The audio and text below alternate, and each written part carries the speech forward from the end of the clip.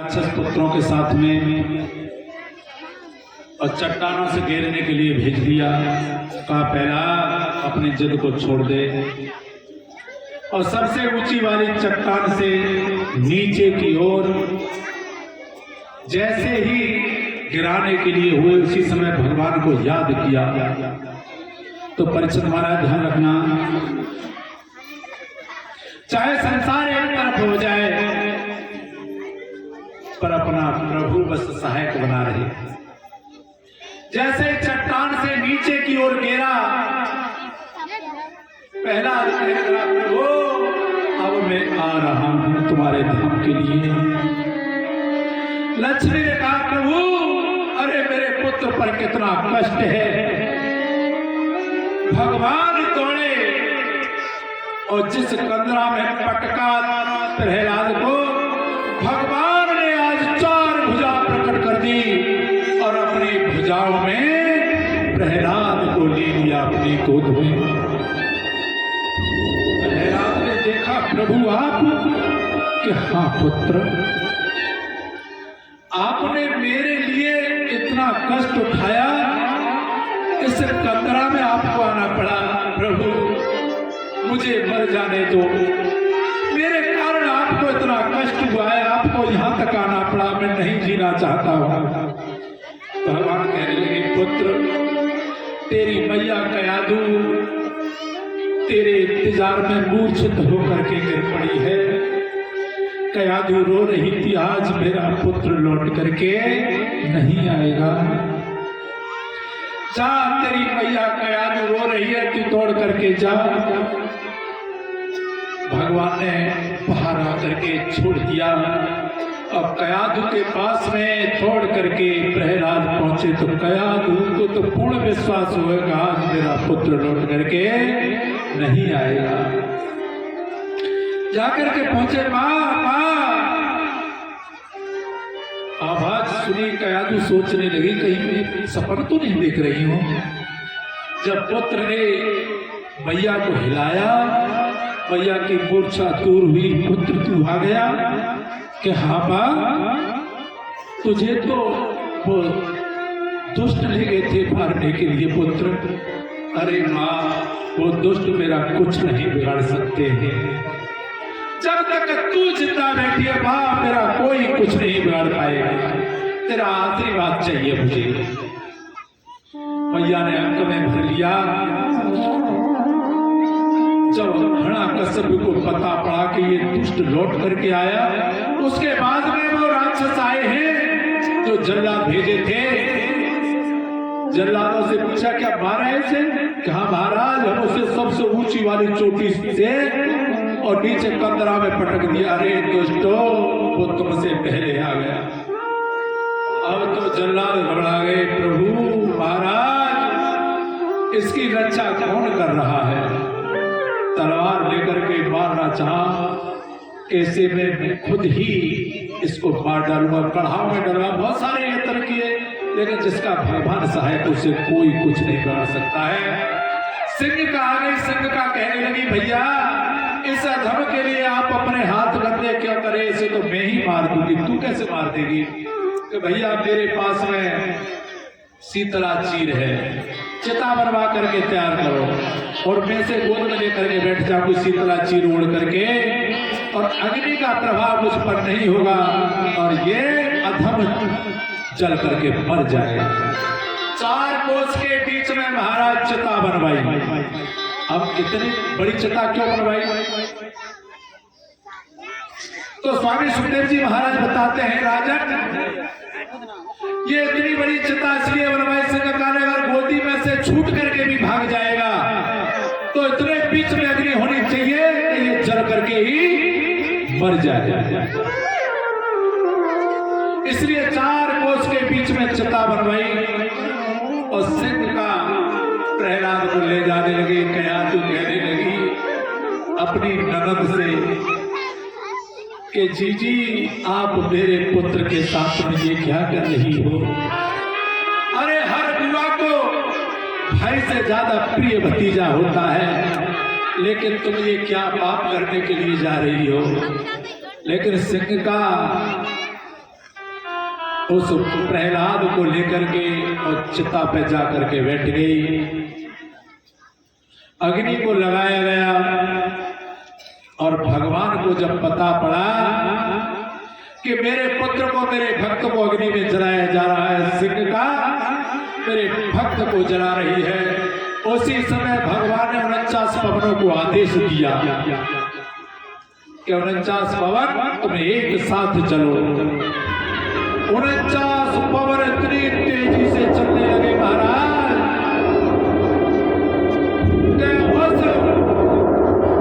जो शीतला चीर को और सिंह का उड़े थी, उस सिंह का के ऊपर से हट करके प्रहलाद के ऊपर आ गया। सिंह का चलने लगी आग में और तो सिंह का घबराने लगी, बचाओ बचाओ बचाओ। अब इधर खड़े थे भाई भतीजे, वो कहने लगे बुआ इधर आ जा। अब इधर भागने लगी, तब तक पूरब वाले कहने लगे बुआ इधर आ जा। तब तक पश्चिम वाले कहने लगे बुआ इधर आ जा। कभी इधर भागे कभी उधर भागे और सिंह का उसी में चल करके राख हो गए। शीतला देवी ने कहा था सिंह का, मैंने तुझे चीर किसी के अहित के लिए नहीं किया था, केवल तुझे चीर मैंने तेरी सुरक्षा के लिए किया था, और तू अहित के लिए इस चीर का दुरुपयोग कर रही। आज ये चीर भी तेरी सहायता नहीं करेगा। सिंह का उसी में चल करके अब सिंह का को बचाने के लिए महाराज जो उसके भाई भतीजे थे, रेत मिट्टी कीचड़ मारने लगे अग्नि को शांत करने के लिए, लेकिन 49 पवन एक साथ में चल रहे हैं। 49 पवन 2 ही बार चले हैं एक साथ। जब हनुमान जी ने उलट पलट कर लंका चलाई थी, उस समय सभी देवता रावण के अधीन थे। रावण ने बादलों को आदेश दिया जब लंका चलने लगी कि बादलों जल्दी से बारिश करो, अग्नि को शांत करो, लेकिन 49 पवन चल रहे थे। अब बादल पानी बरसा में कहो गिरे कहूं जाकर के, अब बादल तो पानी डालते लंका में जाकर के, लेकिन पानी गिरता समुद्र में जाकर के। इतनी तेजी से 49 पवन चलने लगे। अब महाराज सिंह का को बचाने के लिए बहुत प्रयत्न किया, लेकिन सिंह का मर गई। और ये तभी से ये होली का त्योहार मनाया जाता है महाराज। और ये देखे तुमने होली के समय पर जो मखौटा लगा लगा को पी पी के आमतें और रेत मट्टी कीचड़ में खेलते, वो कौन है? सब सिंह का के भैया भतीजे ये। हाँ, और जो गुलाल लगावत है, पुष्प बरसावत है, वो देवता है। प्रहलाद के ऊपर देवता देवलोक से महाराज पुष्पों की वर्षा बरसाने लगे, गुलाल इत्र बरसाने लगे। तभी से होली को त्योहार मनाया जाने लगा। कथा तो बहुत अच्छी लगती है कहने के लिए।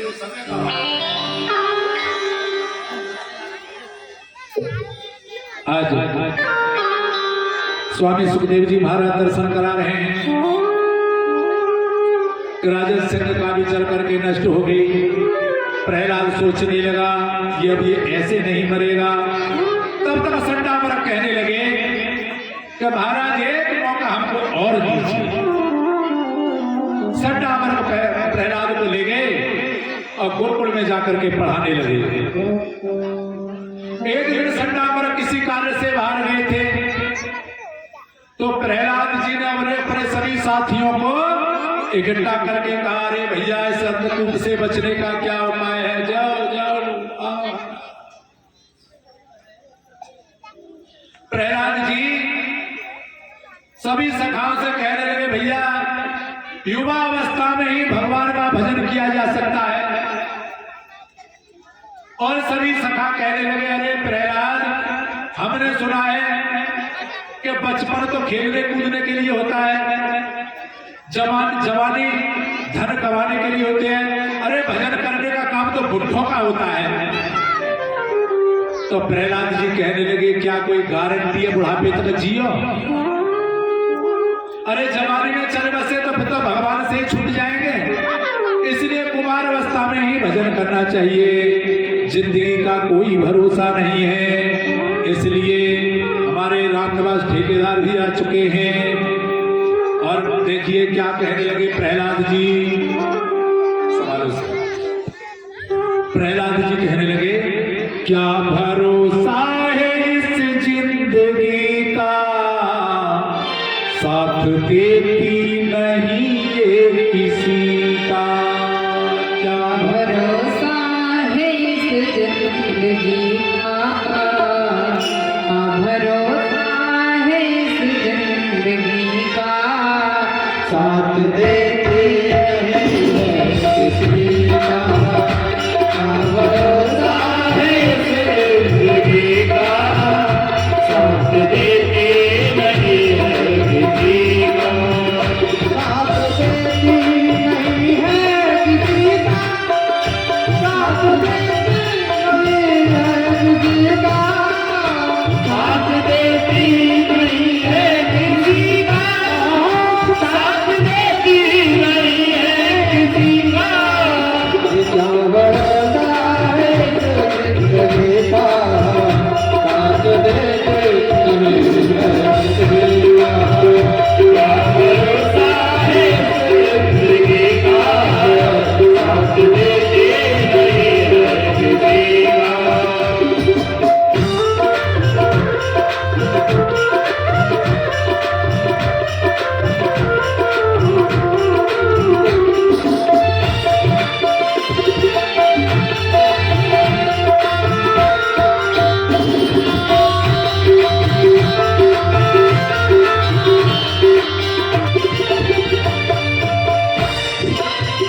सांस रुक जाएगी चलते चलते, समा बच जाएगी चलते चलते, सांस रुक जाएगी चलते चलते, समा बच जाएगी।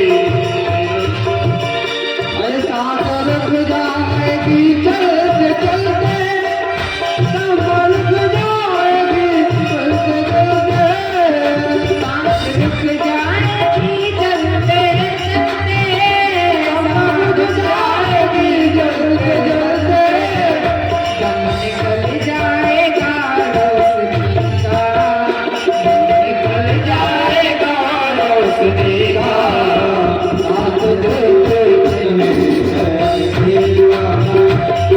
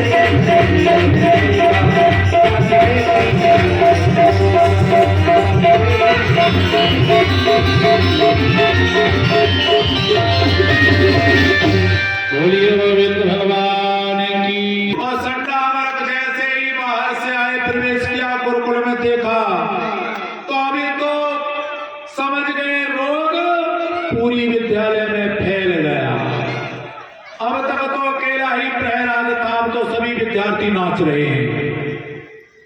और संडा वर्ग ने जैसे प्रवेश किया, देखने लगे अगर इसको हमने छू लिया तो कहीं वो लोग हमारे अंदर में चला जाए। तो संडा वर्ग दोनों दौड़े दौड़े गए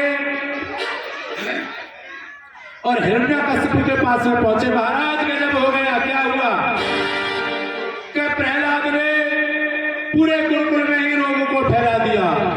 अब तो सारे विद्यार्थी नाच रहे, इसके साथ में कीर्तन कर रहे हैं। राम राम राम राम राम राम राम राम।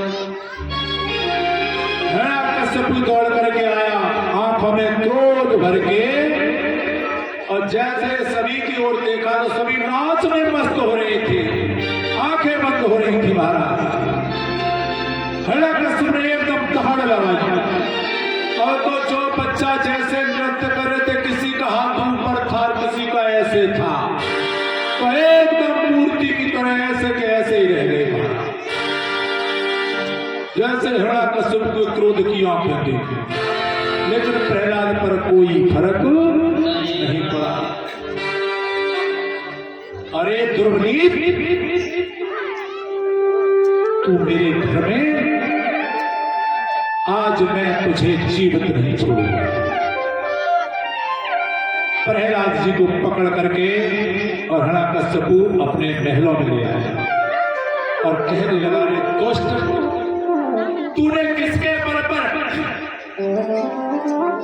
और इन विद्यार्थियों को और तुम प्रभु का भजन कर रहा है, तुझे पता नहीं है मुझे ब्रह्मा के सभी वरदान प्राप्त हैं, तू मेरे बल को नहीं जानता। तो देखिए प्रहलाद जी ने कितनी सुंदर बात कही। प्रहलाद जी कहने लगे, पिताजी, जिस ब्रह्मा के द्वारा तुमको बल मिला है, उन ब्रह्मा को तो मेरे प्रभु ही बल देते हैं। आप मेरे प्रभु का बल नहीं समझ रहे। पता तेरा प्रभु कहाँ रहता है? प्रभु तो हर जगह रहता है, तुम्हारे अंदर भी है, मेरे अंदर भी है। कह तो दिखाई क्यों नहीं देता है? कि प्रभु तुम्हारी आंखों में चश्मा मोतियाबिंद है ना, इसलिए काला चश्मा चढ़ा, इसलिए तुमको दिखाई नहीं देता है। और देखो भगवान कहाँ थे परीक्षित जी, भगवान नारायण कहाँ थे जब वरदान पा करके पाया आया था ना हिरण्यकशिपु, तो विष्णु भगवान को ही खोजता फिर रहा था। तो विष्णु भगवान को कहीं छुपने के लिए जगह नहीं मिली, तो विष्णु भगवान आकर के उसके हृदय में छुप गए।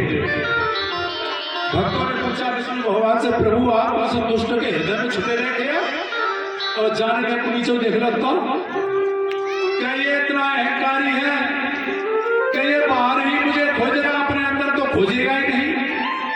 इतना अहंकारी है, इसलिए यहां से ज्यादा सुरक्षित जगह कहीं नहीं। तो देखो सच्ची बात कह रहे थे कि पिताजी, वो मेरा प्रभु तुम्हारे अंदर भी और मेरे अंदर भी है, लेकिन समझ नहीं रहा हिरण्यकशिपु। क्या इस कमरे में भी है? कहा पिताजी इस कमरे में भी है। अच्छा, उसी समय गदा लेकर के, क्या इस कमरे में भी है? कि हाँ है। गदा लेकर के जो प्रहार किया उस खंभे पर, और तो महाराज खम्भ फटा, उसमें से नरसिंह रूप निकला।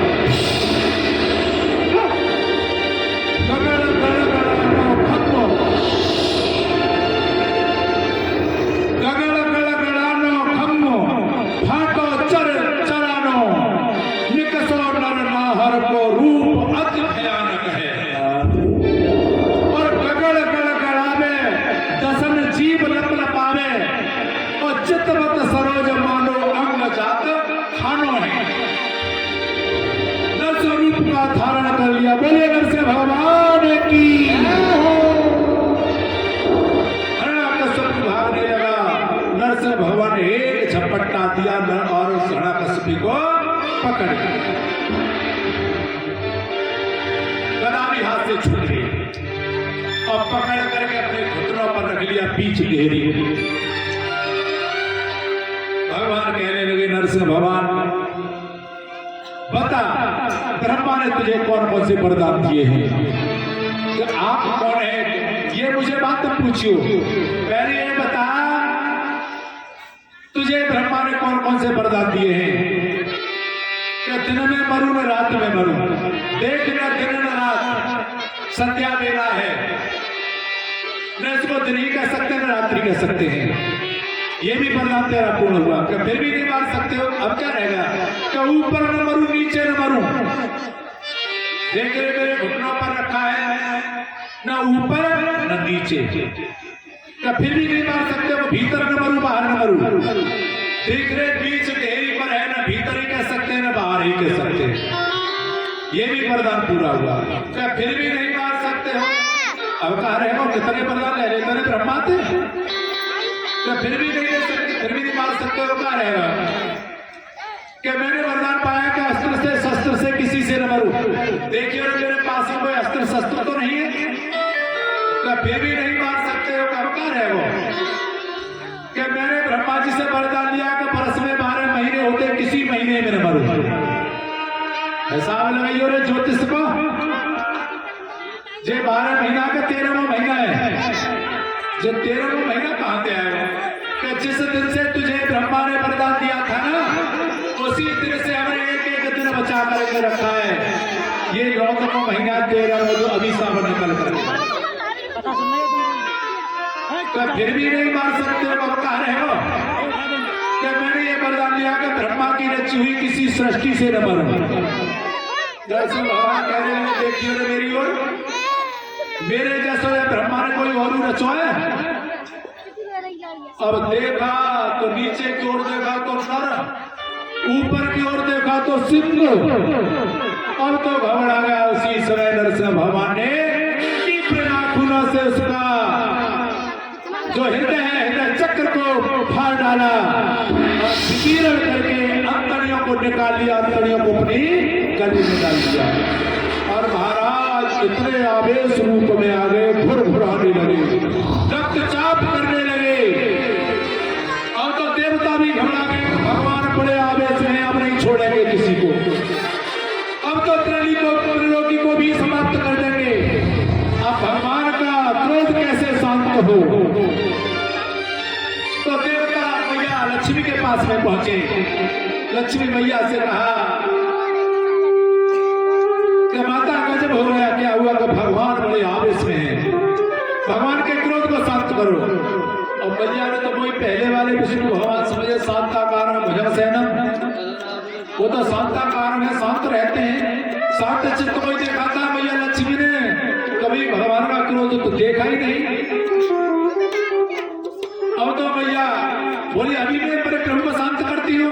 तो सोने का थान सजा करके आरती सजा करके भगवान की आरती उतारने के लिए पहुंची नरसिंह भगवान की। और नरसिंह भगवान तो बब्बर शेर बने बैठे हैं और जो दहाड़ मारी,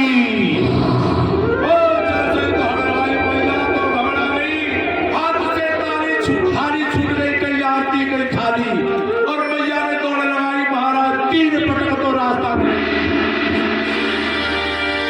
चौथी सांस मैया ने हे भगवान ऐसा रूप का प्रभु मैंने तुम्हारा कबू ना देखो। मैया घबरा। अब देवता घबराने लगे, देवता कहने लगे प्रहलाद तुम ही जा करके और भगवान के क्रोध को शांत करो। प्रहलाद जी हाथ जोड़ करके पहुंचे, प्रभु अब तो शांत रह जाओ। प्रभु ने हिरण्यकश्यप के शरीर को फेंक दिया, एक तरफ प्रहलाद को उठा लिया और गोदी में बिठा करके चाटने लगे, दुलार करने लगे। अब तो समझने लगे देवता का वो तो कोई भक्त को ही न खा जाए। बंधुओं प्रहलाद से कहा पुत्र देखना, ध्यान देना, आज तक भगवान ने किसी से ये बात नहीं कही जो प्रहलाद से कही। भगवान हाथ जोड़ करके कहने लगे पुत्र मुझे माफ कर दे, जबकि भगवान ने आज तक किसी भक्त से ये बात नहीं कही। लेकिन प्रहलाद से कह रहे पुत्र मुझे माफ कर दे। प्रभु ऐसा क्यों कह रहे? पुत्र इस दुष्ट ने तुझे कष्ट पे कष्ट दिया, लेकिन मेरे आने में बहुत विलंब हो गया, इसलिए भक्त मुझे माफ कर दे। इस दुष्ट ने तुझे बहुत कष्ट दिए हैं, बता तेरी क्या इच्छा है, मैं तेरी वही पूर्ति करूंगा, जो कुछ भी मांगना मांग ले। तो देखिए क्या कहने लगे प्रहलाद जी, त्वमेव माता च पिता त्वमेव तुमेव बन्धु च सखा तुमेव विद्याद्रवणं तुमेव सर्वं मम देव देव। जब प्रभु तुमने मुझे अपना पुत्र ही बना लिया तो तुम्ही मेरे सखा भाई बांधव माल खजाने बुद्धि सब आप ही हैं। तुमेव सर्वम मम देव। प्रभु आप ही हैं सब कुछ। पुत्र आज मैं तुझे इस दुष्ट का तो मैंने अंत कर दिया। अब तू अपना राजभोग और राजभोग करके और मैं तुझे वरदान देता हूं तू मेरे धाम के लिए आ जा। आज से तेरे नाम के आगे कोई राक्षस नहीं लगाएगा। तेरे नाम से पहले भक्त लाएगा। आज से हर कोई कहेगा भक्त प्रहलाद। और तेरी कोई इच्छा हो तो वरदान मांग ले। तो देखो प्रहलाद ने कितनी अच्छी बात कही, प्रभु मुझे पुत्र बना दो। क्या पुत्र तो तू है ही मेरा? क्या नहीं प्रभु, तुम्हारा तो मैं भक्त हूं। तो फिर पुत्र किनका है? कि जिनके द्वारा ये जो बड़े हैं मेरे पिताजी, इनके द्वारा ये शरीर मुझे मिला है। ये मेरे पिताजी, मैं इनका पुत्र हूं, मुझे पुत्र बना दो। अरे तो पुत्र तो है ही इनका। अरे ऐसे नहीं प्रभु। पुत्र किसे कहते जानते हो? पुत्र उसके लिए नहीं कहते जो पिता को दुख पहुंचाए मन से, वचन से, कर्म से। वो पुत्र कहने का हकदारी नहीं है, वो तो दुश्मन है। पुत्र किसे कहते? वो मारे नरक के होते, त्र मारे त्रास। जो नरक की त्रास से बचा दे वही पुत्र होता है। प्रभु मेरे पिता ने तुमसे द्वेष किया है, आप मेरे पिता को नरक भेज देंगे, इसलिए मुझे पुत्र बना दो। मेरे पिता को नरक मत भेजना। बस प्रभु मैं और कुछ नहीं मांगता। भगवान कहने लगे, रे मारे भक्त, जिस दुष्ट ने तुझे दुख पे दुख दिया उसी के लिए तू मुक्ति की कामना कर रहा है। भक्त जब मैं वचन देता हूं आज से अपना नियम ही बदले दे रहा हूं। वैसे मेरा नियम था जो करेगा सो भरेगा, लेकिन आज से मेरा नियम है कि जिस कुल में तेरे जैसा भक्त पैदा हो जाए उसकी 21 पीढ़ियों का उद्धार कर दूंगा। और तेरे जैसे भक्त से संबंध मानने वाला हो, चाहे जीवन में उसने कभी भजन जप तप कुछ न किया हो, केवल तुझसे संबंध मानता हो मेरे भक्त से, और मेरा भक्त उससे संबंध मानता हो, चाहे उसने कभी कुछ धर्म कार्य नहीं किया, फिर भी मैं उसका उद्धार कर दूंगा। ये भगवान ने बात कही। तो बंधु ध्यान रखना, जीवन में अगर भक्ति नहीं कर सकते हो तो भक्त से संबंध बना लेना। किसी भक्त की निंदा मत करना, उसको इतना दुख मत देना कि उसको अगर किसी भक्त को तुमने दुख दे दिया ना तो नरक से तुमको कोई नहीं रोक पाएगा। ये भगवान का वचन है। भगवान कहते हैं तू मुझे दुख दे देगा, मैं तुझे क्षमा कर दूंगा। अगर मेरे भक्त को दुख दे दिया तो मैं तुझे कभी क्षमा नहीं करूंगा। ये भगवान का वचन है। और भगवान एवं वस्तु करके परम धाम के लिए चले गए और कह दिया अपने पिता का अंतिम संस्कार कर वे पुत्र। उस पुत्र ने अपने पिता का अंतिम संस्कार किया और राज्य को संभाला। राज्य भोग करके भगवान के परम धाम को चले गए। बोलिए गोविंद भगवान की जय। उनके पुत्र हुए भैरोचन, जो वो भी बड़े धर्मात्मा थे, और भैरोचन के पुत्र हुए बलि, जो बलि ने भगवान को भी इतनी भक्ति करी कि बलि को भी, भगवान को भी अपने द्वार पर और भिक्षुक बनवा करके बुला लिया। 3 पग जमीन मांगी, 3 पग जमीन में, 2 पग में संपूर्ण राज्य दे दिया और 1 पग अपने सिर पर रखवा करके और अपने तन को भी पवित्र करा लिया और स्वतंत्र लोक में भगवान ने भेज दिया। और भगवान भी स्वतंत्र लोक में बलि के साथ में उपेंद्र बनकर स्वर्ग की कामना कर रहा था बलि, लेकिन भगवान का इस युग में तुझे हम इंद्र नहीं बनाएंगे। अष्टम मनवंतर आएगा तब तू इंद्र बनेगा। और भगवान उनके साथ में स्वतः लोक में रहने लगे और मैया लक्ष्मी ने जाकर के भगवान को मुक्त कराया, अपने धाम को लेकर के आए। बोले बोले तो भगवान की। इस प्रकार से ये कथा सुनी। अब मैं तुम्हें सूक्ष्म रूप से कथा सुनाता, बंद कर दो। बोलिए गोविंद।